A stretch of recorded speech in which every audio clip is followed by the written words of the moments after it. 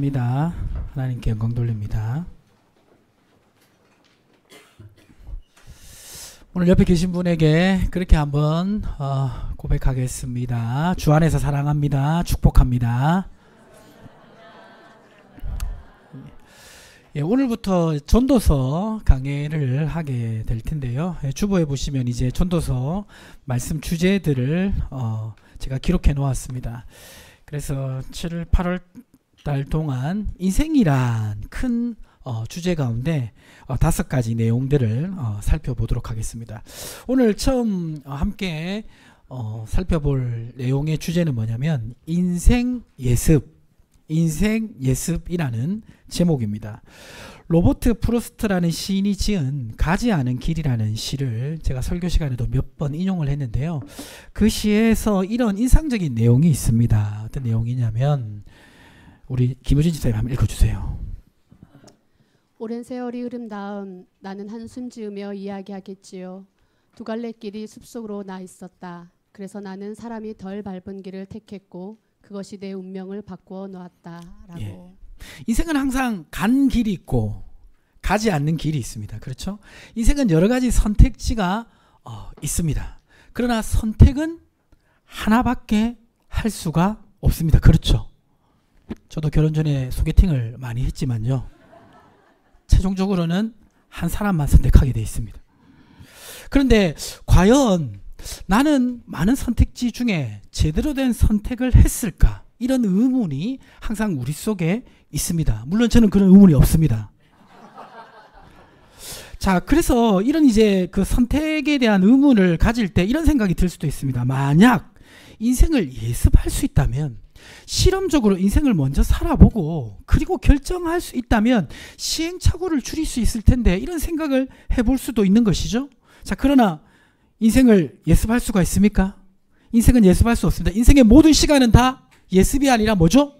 실전입니다. 한번 선택하면 그걸로 끝인 것입니다. 그런데 감사하게도 오늘 본문에 보면요, 인생의 시행착오를 먼저 겪어가지고 그 겪은 경험을 통해서 우리에게 인생을 예습시켜 주려고 하는 사람이 있습니다. 그 사람이 누구냐면 바로 다윗의 아들 솔로몬입니다. 전도서 1장 12절과 13절에 보면 이렇게 기록되어 있는데 한 절씩 기록해 보겠습니다. 나 전도자는 예루살렘에서 이스라엘 왕이 되어 마음을 다하며 지혜를 써서 하늘 아래에서 행하는 모든 일을 연구하며 살핀즉 이는 괴로운 것이니 하나님이 인생들에게 주사 수고하게 하신 것이라. 솔로몬이 역사상 가장 똑똑하고 지혜로운 사람이었습니다. 이 사람이 이 세상에서 가장 풀기 어려운 질문에 대한 답을 찾기 시작하는데, 그 질문은 뭐냐면 인생이란 무엇인가? 어떻게 하면 행복한 인생을 살 수 있는가? 정말 찾기 어려운 이 질문에 도전을 한 것입니다. 그리고 자기 자신의 인생을 들어서 실험을 했습니다. 시행착오를 스스로 겪었습니다. 그러면서 인생에 대한 결론을 내렸습니다. 그리고 그 결론을 가지고 쓴 책이 무슨 책일까요? 전도서입니다. 그 전도서를 우리가 살펴보는 것입니다. 정말 우리가 인생을 예습할 수 없는데 이렇게 인생을 미리 예습한 사람이 우리가 인생을 시행착오를 줄일 수 있도록 우리에게 그 결과를 알려준다면 얼마나 이 내용은 소중한 것입니까? 워렌 버핏과 수억 원을 들여서 점심 식사를 하는 이유가 무엇입니까? 그 경제적 정보가 너무나 가치 있기 때문이죠. 그런데 우리 인생을 어떻게 살아야 되는지 시행착오를 겪어서 그것을 경험으로 우리에게 알려준다면 이것은 얼마나 가치 있는 것입니까? 그 가치 있는 말씀을 지금 여러분이 듣게 되는 것입니다. 기대되지 않습니까? 예, 기대가 전혀 안 돼요. 정말 기대가 되죠. 어떤 말을 할 것인가. 그런데 그런 기대와는 다르게 솔로몬이 그 말하는 대답은 좀 싱겁습니다. 전도서 1장 1절과 2절 보시면 이렇게 인생에 대해서 결론을 너무나 싱겁게 얘기를 합니다. 한 절씩 교독하면 다윗의 아들 예루살렘 왕 전도자의 말씀이라. 전도자가 이르되 헛되고 헛되며 헛되고 헛되니 모든 것이 헛되도다. 결론 헛되다. 인생의 결론, 내가 다 공부해보고 실험해보니까 헛되다. 너무 좀 이 답 자체가 좀 허무하지 않습니까? 여러분, 인생이 허무하다는 것에 대해서 동의하십니까? 예, 아마 반백년 넘게 인생을 사신 분들은 동의하실 거라고 생각합니다. 그런데 한참 청년인데 인생이 허무하다는 거 동의됩니까? 우리 웅범형제 인생이 허무하다는 거 동의됩니까? 안 됩니다. 그렇죠. 안 되죠. 왜 그렇습니까? 세상은 넓고 할 일은 많기 때문에. 그렇죠? 그리고 세상은 넓고 할 일만 많은 게 아니라 세상은 넓고 뭐도 많습니까? 팁 등겨주시면 맛집도 많습니다. 먹어봐야 될 것이 이렇게 많은데 무슨 인생이 헛됩니까? 그렇죠? 많은 곳을 다니면서 보고 먹고 해야 되지 않습니까?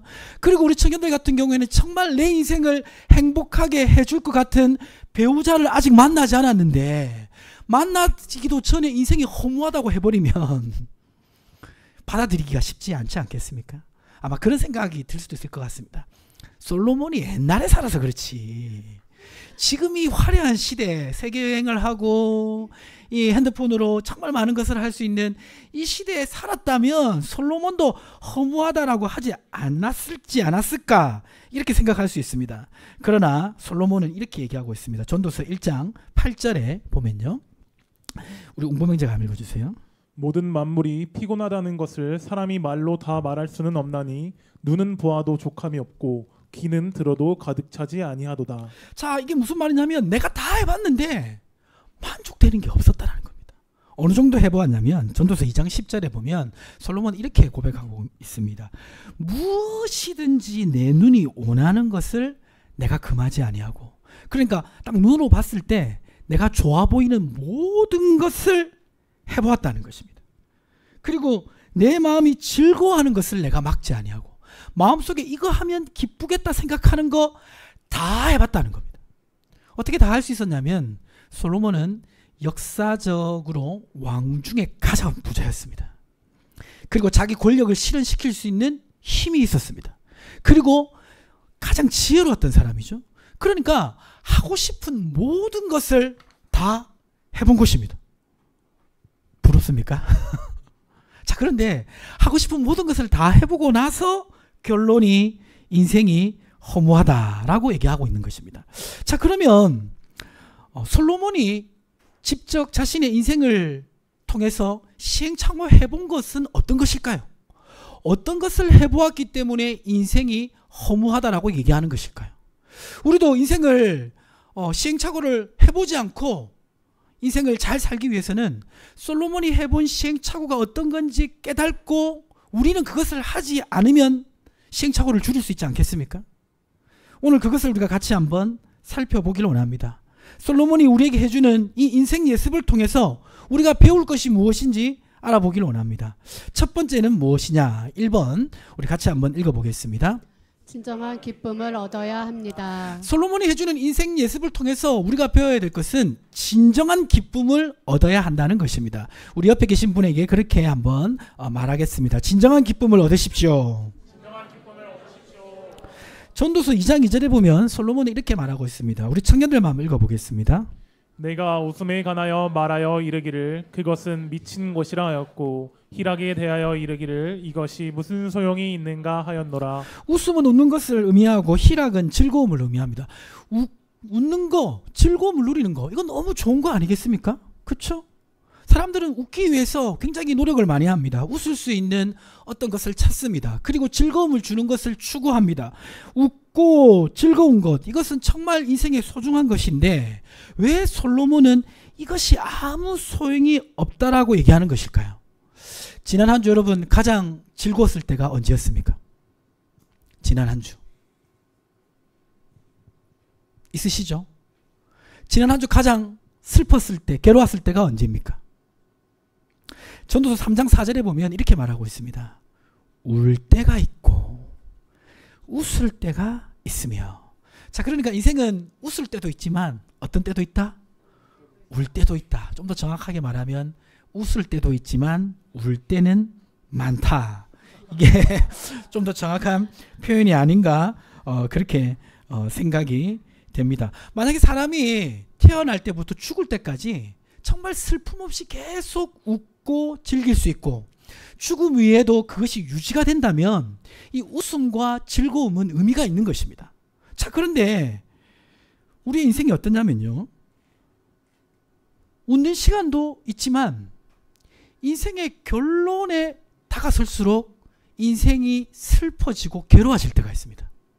자, 이것을 언제 알 수가 있냐면 제가 이제 목회자로 살아가다 보니까 저는 여러분보다 경험을 덜 하는 게 있고 또 경험을 많이 하는 게 있습니다. 경험을 많이 하는 게 뭐냐면요. 저는 사람들의 죽음을 여러분보다 많이 봅니다. 왜 그럴까요? 성도님들 중에 이제 그 죽음에 가까이 왔을 때 드리는 예배가 뭐냐면 임종 예배입니다. 그러니까 죽음의 순간에 가서 예배를 많이 드리다 보니까 마지막 순간을 관찰을 많이 합니다. 그리고 죽고 나서 장례 예배도 많이 인도합니다. 임종 예배나 장례 예배 때 이제 이 세상에서 시간이 얼마 남지 않은 분과 헤어짐의 시간을 가지는데요. 그 헤어짐의 시간이 기쁨의 시간일까요? 슬픔의 시간일까요? 그때 가장 많이 하는 말이 뭔지 아십니까? 마지막으로 인사할 때. 이 세상과 이제 이별하는 그 사랑하는 대상과 마지막 시간에 나누는 대화 중에 가장 많이 하는 대화가 뭐냐면 미안하다, 죄송하다예요. 물론 이제 이해는 갑니다. 좀 더 내가 잘했어야 되는데 받은 사랑에 비해서 해드린 것이 없으니까, 해준 것이 없으니까 미안하다, 죄송하다 막 울면서 그렇게 많이 해요. 그런데 이 세상을 이제 떠나가는 사람의 입장에서 가장 듣고 싶은 말은 미안하다는 말보다 고마웠습니다, 감사합니다 이 말이 아니겠습니까? 그렇죠? 그래서 제가 이제 임종 예배 드릴 때는 미안하다는 말보다는 그동안 감사했습니다, 고마웠습니다 이 말을 많이 하게 합니다. 우리가 살아가는 인생에는 웃을 날도 많이 있지만 슬플 날도 많이 있습니다. 시편 84편 6절에 보면 이렇게 기록되어 있습니다. 84편 6절 같이 한번 읽어볼까요? 그들이 눈물 골짜기로 지나갈 때 그곳에 많은 샘이 있을 것이며 이른 비가 복을 채워주나이다. 인생의 마지막 순간에 왜 기쁘지 못하고 슬픔과 괴로움 가운데 그렇게 이별을 해야 될까요? 시편 기자는 우리가 살아가는 인생이 눈물 골짜기를 지나간다라고 말하고 있습니다. 그것은 인생에는 웃을 때도 있지만 울 때가 더 많은 것이 인생이라는 것입니다.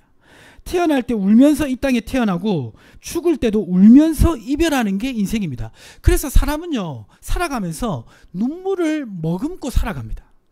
감추어진 눈물이 인생에는 많이 있습니다. 없는 것 같죠? 많이 있어요. 그래서 계시록 21장 4절에 보면요, 천국에 온 성도들에게 하나님 주신 은혜를 이렇게 표현하고 있습니다. 우리 여성 성도님들이 한번 같이 읽어보겠습니다. 모든 눈물을 그 눈에서 닦아주시니 다시는 사망이 없고 애통하는 것이나 곡하는 것이나 아픈 것이 다시 있지 아니하리니 처음 것들이 다 지나갔음이러라. 천국에 왔을 때 하나님이 주시는 정말 큰 위로 중에 하나가 뭐냐면 무엇을 닦아주신다? 모든 눈물을 닦아주신다. 그거는 살아오면서 눈물이 많이 쌓여 있다는 것입니다. 자, 그리고 죽고 나서 우리가 계속 웃을 수 있을까요? 죽음 이후에 이 웃음과 즐거움이 유지가 될까요? 누가복음 13장 28절에 죽음 이후의 세계에 대해서 이렇게 얘기하고 있습니다. 너희가 아브라함과 이삭과 야곱과 모든 선지자는 하나님 나라에 있고 오직 너희는 밖에 쫓겨난 것을 볼 때에 거기서 무엇이 있을 것이라고 말하고 있습니까? 슬피 울며 이를 갈리라. 예수 그리스도를 믿지 않고 죽음에 이르게 된 사람의 그 죽음 이후의 삶은 웃는 것이 아니라 슬피 울며 이를 간다라고 얘기하고 있습니다. 자, 그러니까 정리해보면요, 인생에서는 분명히 웃음도 있고 즐거움도 있습니다. 그렇지만 인생 그 밑바탕에는 그것보다 큰 슬픔과 괴로움이 있고 죽음 이후의 삶에는 웃지 못하는 그런 고통이 기다리고 있습니다. 자, 그래서 지금 이 솔로몬이 웃음과 즐거움이 의미가 없다는 것은 그 한 시점만을 가지고 얘기하는 것이 아니고 바로 이런 의미입니다. 넘겨주시면 우리 웅보명제 한번 읽어주세요.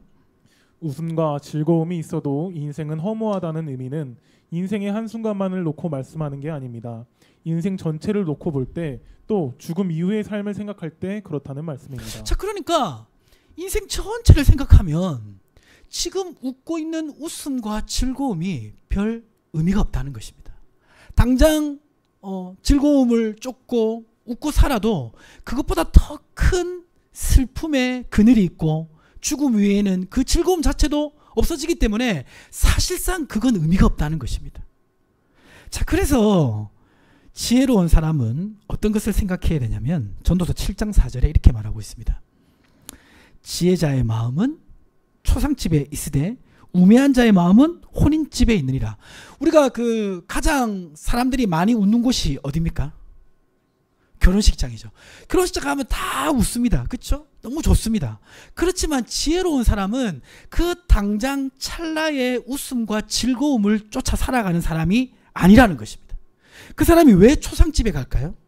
그것은 인생은 잠시 웃고 즐기는 시간이 있지만 그것보다 더 큰 그늘진 슬픔이 있고 죽음 이후에 웃지 못하는 그러한 삶을 살아가게 된다는 것을 깨달은 사람, 그리고 그 문제를 먼저 해결하는 사람, 그 사람이 지혜로운 사람인 것입니다. 아멘이십니까?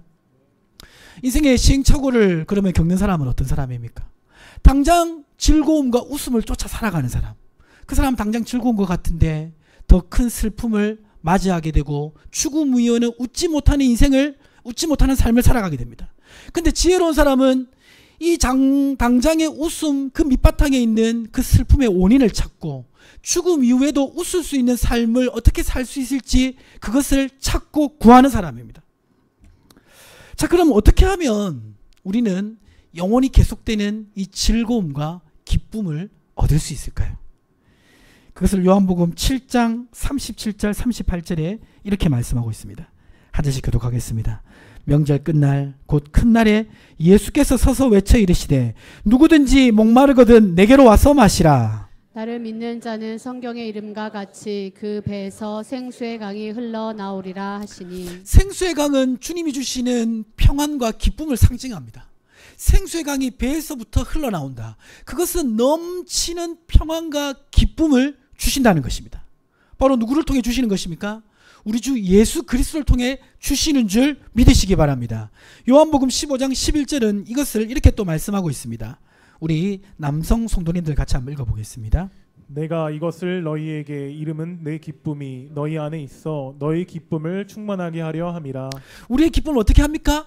충만하게 하려 함이라. 그리고 요한복음 16장 22절에 보니까 지금은 너희가 근심하나 내가 다시 너희를 보리니 너희 마음이 기쁠 것이요 너희 기쁨을 빼앗을 자가 없다라고 말씀하고 있는 것입니다. 그래서 지혜로운 인생은 어떤 인생입니까? 당장 내게 즐거움을 주는 즐거움과 웃음을 쫓는 것이 아니라 정말 사라지지 않는 인생의 기쁨이 무엇인지 찾고 그것을 먼저 발견하는 사람인 줄 믿으시기 바랍니다.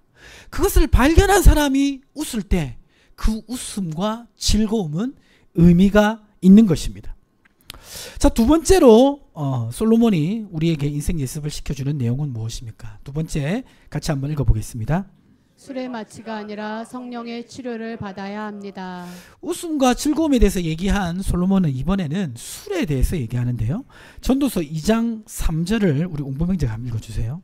내가 내 마음으로 깊이 생각하기를 내가 어떻게 하여야 내 마음을 지혜로 다스리면서 술로 내 육신을 즐겁게 할까? 또 내가 어떻게 하여야 천하의 인생들이 그들의 인생을 살아가는 동안 어떤 것이 선한 일인지를 알아볼 때까지 내 어리석음을 꼭 붙잡아 둘까 하여. 자기 보니까 무엇이 우리를 즐겁게 할 수 있다라고 말하고 있습니까? 술로 내 육신을 즐겁게 할까? 그러니까 술이 우리 육신을 즐겁게 하는 그런 기능을 한다라고 얘기하고 있습니다. 동의하십니까? 예, 마음속으로 동의하시는 분들이 있을 수 있는데요.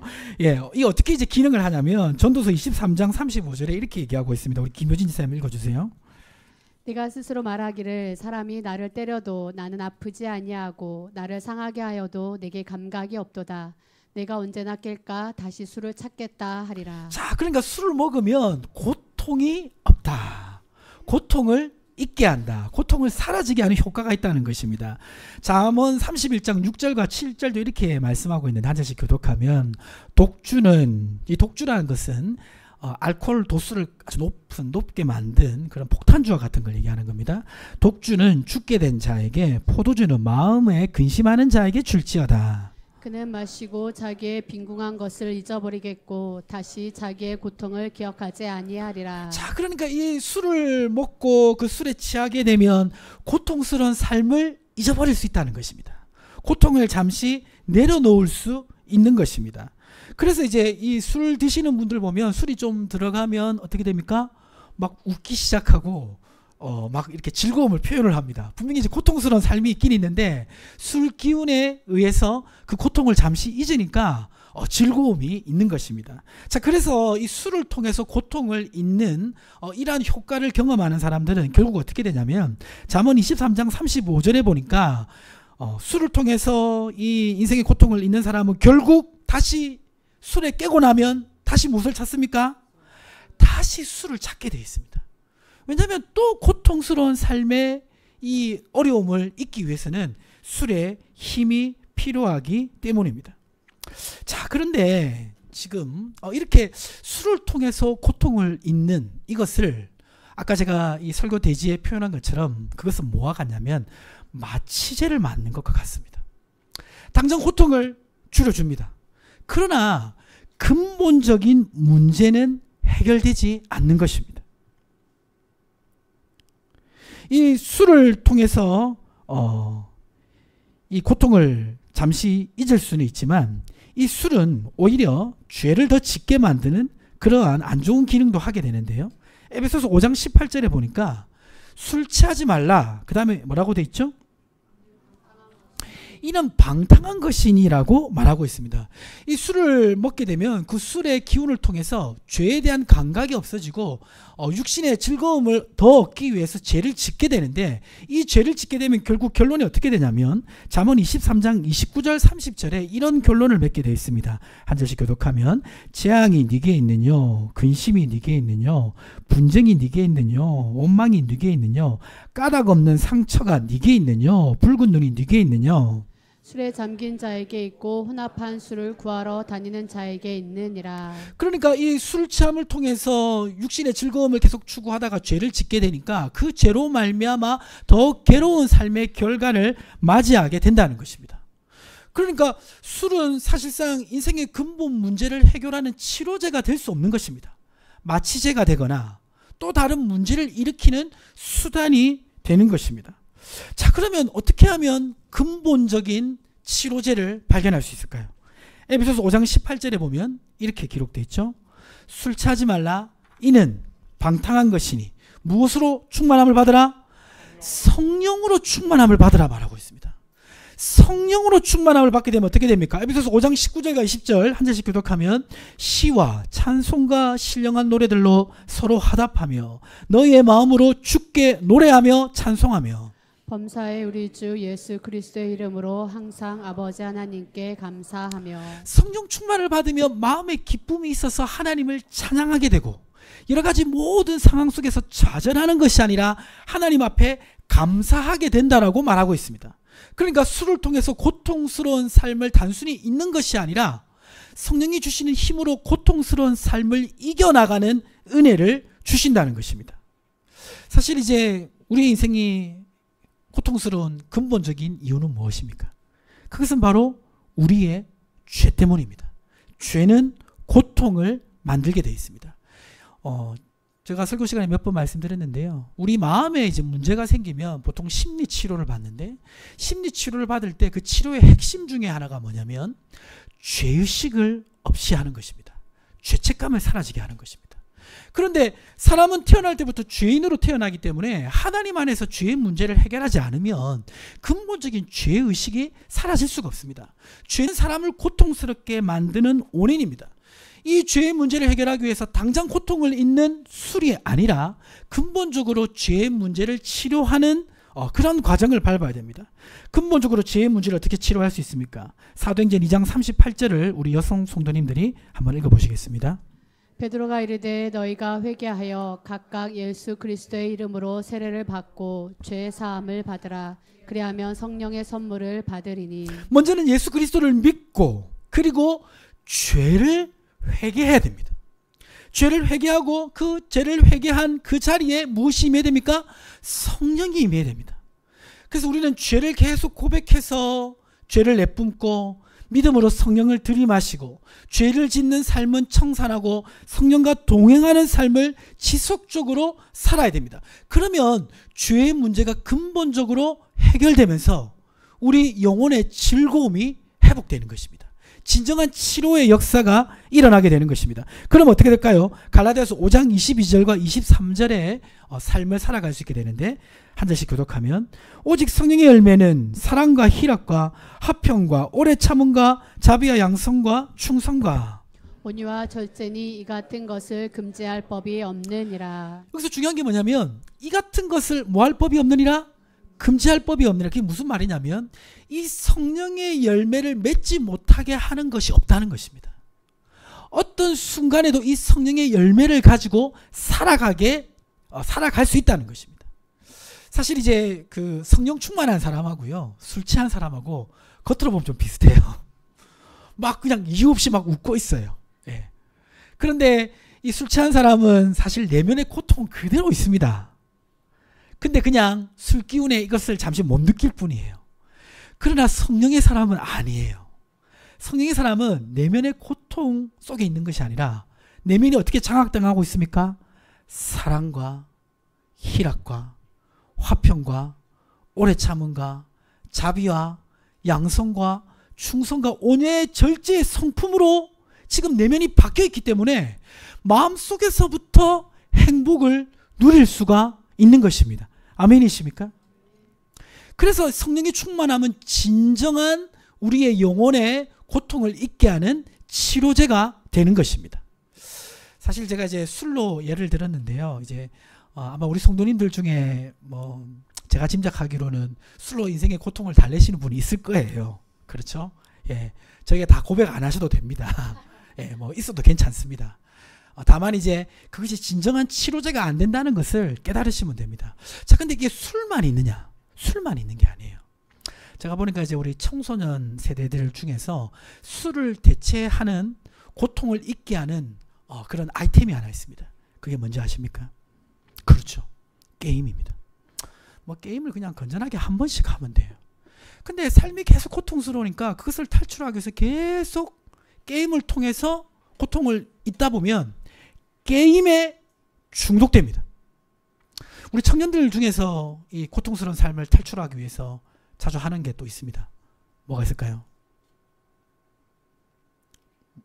중독되는 거. 예? 그렇죠. 마약. 요새 젊은 사람들이 마약에 많이 중독되고 있거든요. 왜냐하면 고통스러운 삶을 잊게 해주잖아요. 마약같이 심각하지는 않지만 우리의 시간과 에너지를 빼앗고 우리의 인생을 조금 낭비하게 하는, 물론 유익한 것도 있는데 낭비하게 하면서 중독되는 게 있습니다. 또 뭐가 있을까요? 예, SNS.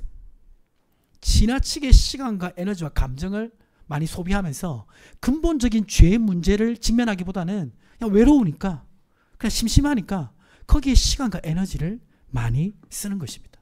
이 모든 것은 마취제라는 것을 아셔야 돼요. 치료제가 될 수가 없습니다. 그런데 어떻게 살면 인생을 낭비하며 살아갑니까? 이런 마취제와 같은 것들을 내가 추구하고 살면 행복해질 거라고 생각하고 거기에 시간과 에너지를 쫓는 인생. 그 인생은 낭비된 인생인 것입니다. 왜냐하면 쫓아도 진정한 영혼의 즐거움을 얻을 수가 없기 때문입니다.